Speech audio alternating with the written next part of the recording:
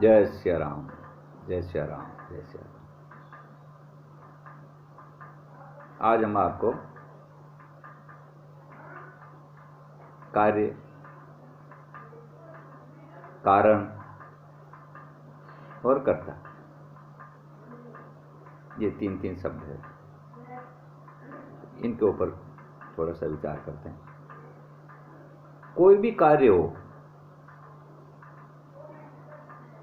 जन्म से लेकर, कर्म से लेकर, धर्म से लेकर, जीवन और मृत्यु, कोई ऐसा विषय नहीं है जिसमें कार्य नहीं हो, उसका कारण नहीं हो और उसका कर्ता नहीं हो। अगर आपको दुनिया में कर्ता समझना है तो पहले कारण ढूंढना पड़ेगा और कार्य के ऊपर ध्यान देना पड़ेगा। कार्य तो करना पड़ेगा, लेकिन उस कार्य का कारण क्या है और उस कारण को कराने वाला कर्ता कौन है, एक बहुत गहन विषय है ये, विचारणीय विषय है। बहुत से लोग ठोकर लग जाती है तो ठोकर तक ही ध्यान रखते हैं कि ठोकर लग गई साहब, लेकिन कारण क्या है इस तक नहीं जाते हैं। ज़्यादा से ज़्यादा ये कहते हैं ध्यान नहीं रखा इसलिए ठोकर लग गई, लेकिन इसके पीछे कारण क्या है। कहीं न कहीं अंदर ठोकर लगी तब जाकर के तो बाहर ठोकर लगी, यहाँ तक नहीं पहुँचता। कारण नहीं ढूंढता कोई आदमी। जैसे बीमार हो गया तो बीमार हो गया साहब दवाई ले लो, बस यहीं तक है। बीमार क्यों हुआ उसका कारण नहीं ढूंढते हैं। ज़्यादा से ज़्यादा सर्दी जुकाम हो गया साहब, ध्यान नहीं रखा साहब, ये है, लेकिन ये कारण नहीं है। जो कार्य हुआ है उसके पीछे कोई न कोई कारण होता है। सर्दी जुकाम भी फालतू नहीं होता है, कोई भी तकलीफ आती है तो वो फालतू नहीं आती है। ज़्यादा से ज़्यादा आदमी यहाँ तक सोच लेता कि लापरवाही हुई साहब या कोई न कोई, लेकिन कारण ये नहीं है। और कारण नहीं ढूंढ पाओगे, कारण को नहीं समझोगे तो आपको कर्ता का पता ही नहीं लगेगा। ले दे करके आप बात ले जाओ सीधी कर्ता पर। आम आदमी बस चाहे वो अच्छा कर्म कर रहा, बुरा कर्म कर रहा, कुछ भी कर रहा, उसको बस उसके स्वार्थ से मतलब है, उसका कारण से कोई मतलब नहीं है उसका। ये जो कार्य कर रहे हैं जिसका आगे जाकर कारण क्या होगा और उसकी वो कर्ता उसके ऊपर क्या फल देगा, कर्ता तक कोई पहुंचता ही नहीं है। बस हमको तो कार्य से मतलब है, चाहे वो अच्छा हो और चाहे बुरा हो, उसके फल से कोई लेना देना नहीं है। उसका फल जो आएगा वो कारण है, और वो फल कौन देगा, कर्ता देगा। अब कर्ता तक आदमी का ध्यान ही नहीं। हम तो ये कहते हैं कि अगर आपको कर्ता ढूंढना है, कर्ता धर्ता कौन इस संसार का, परमात्मा। कर्ता ढूंढना है तो आपको कारण पकड़ना पड़ेगा कि हम अच्छा कर्म करें। क्यों करें, क्यों, कारण। खराब कर्म नहीं करना चाहिए, क्यों, कारण।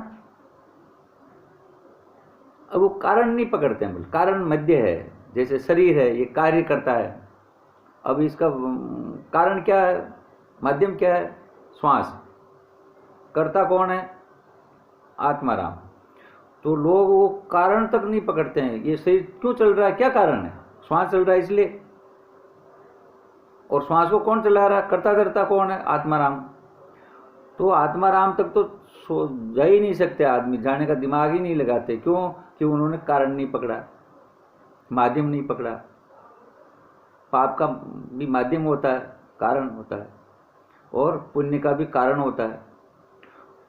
तो केवल आदमी कार्य तक ही सीमित रहता है, बस कार्य से मतलब उसको, बस इसका कारण क्या है, आगे जाकर के इसका कारण क्या पड़ेगा और कर्ता इसके ऊपर क्या इफेक्ट डालेगा। भगवान से कोई नहीं डरता, बस कर्ता से कोई नहीं डरता। और जो कार्य कर रहे हो, अच्छा कर रहे हो, बुरा कर रहे हो, उसका फल क्या होगा, कारण क्या होगा, क्यों अच्छा करो तो क्यों, बुरा करो तो क्यों। अब क्यों और कारण ये नहीं पकड़ता कोई आदमी, इसलिए कर्ता तक नहीं पहुंच पाता है। तो थोड़ा सा दिमाग लगाओ आप कि आज पेट दुखा तो क्यों दुखा, पेट दर्द हुआ तो खान पीने में कोई रहेगी, ये नहीं है। अच्छा, वो सजा भी देता है तो कोई और है ना, पत्ता तो वहां से हिलता है। बस कर्म आपके हाथ में है, फल उसके हाथ में। अब फल आपको कौन सा चाहिए, वैसा कर्म करो, वो कारण बन जाएगा आपका, अच्छे का कारण बन जाएगा, बुरे का भी कारण बन जाएगा। और आगे जाकर के करने धरने वाला जो है वो फल देने वाला वही है कर्ता। तो कर्ता तक आदमी दिमाग नहीं लगाता, और कर्ता तक कब लगाएगा, जब कारण पकड़ में आ जाएगा। बार बार आदमी पढ़ाई करता है तभी तो नौकरी का कारण बनता है ना। और ये नौकरी का फल कौन देता, कर्ता। करता धरता तो वही। नौकरी लग गई साहब, क्यों लगी, पढ़ लिए इसलिए, अरे पढ़ लिए जिससे नहीं लगी है, उसका कारण बनता है कि ऐसे ही कोई पुराना योग है, वो कारण हो गया। अभी का कर्म तो है ही है, लेकिन पहले का भी तो किया हुआ होता है ना। तो पिछला कारण भी देखना पड़ता है, अभी का कारण भी देखना पड़ता है, और ले दे करके बात जाती है कर्ता तक। तो आप सब संक्षिप्त में समझ जाओ कि कार्य कर रहे हो तो इसका कारण क्या है। पिछला भी कुछ मिल रहा है अपने को, तो कारण क्या, पिछला है। आगे इसका क्या फल होगा, ये भी कारण को पकड़ना पड़ेगा।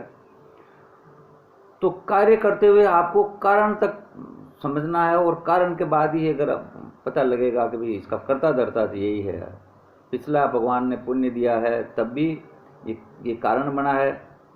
कर्म अलग है, कारण अलग है, और कर्ता अलग है। अब आप दिमाग लगाओ कि कार्य क्या है, कारण क्या है, और कर्ता क्या है। इस विषय पे मेरे से दिन भर बुला लो, लेकिन उसका फिर आप क्या करोगे, आप मनन करो कि हमने क्या कहा। जो भी होगा कार्य होगा तो उसका कारण होगा।